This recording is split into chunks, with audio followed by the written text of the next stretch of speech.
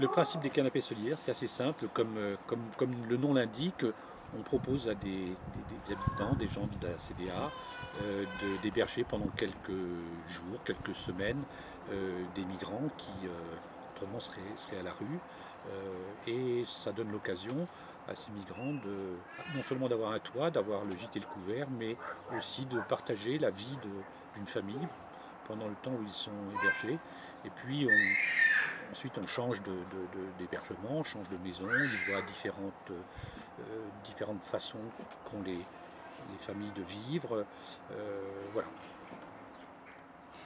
Alors pourquoi, Elodie, vous avez voulu vous engager dans cette aventure, dans cette démarche?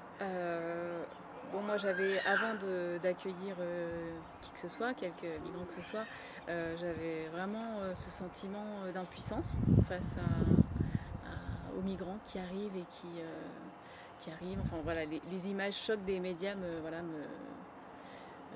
choquaient. Voilà, j'étais choquée et un sentiment voilà, d'impuissance, à part donner quelques vêtements pour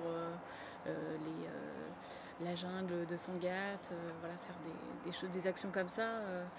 On avait l'impression de ne pas pouvoir faire grand chose, pas agir, et puis d'avoir juste envie de secouer les politiques pour qu'ils fassent quelque chose, parce que c'est des êtres humains, donc voilà, laisser faire des horreurs pareilles, une tragédie, quoi.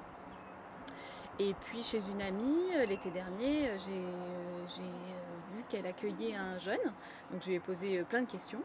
Voilà, ça a soulevé plein de questions.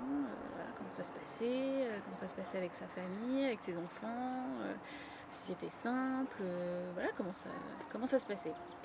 Donc elle m'a expliqué le principe des canapés solidaires, qu'elle accueillait un jeune régulièrement, et que voilà, il passait une semaine ou 15 jours chez elle et il allait dans d'autres familles après.